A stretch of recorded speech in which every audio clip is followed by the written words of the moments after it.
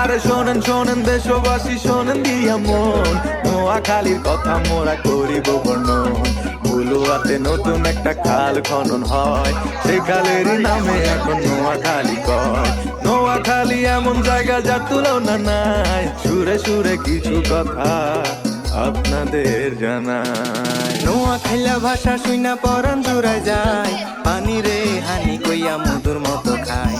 নোয়াখাইলা ভাষা এখন বিশ্বব্যাপী হায়, বিদেশিদের মুখে শুনি আই কিছি ভাই।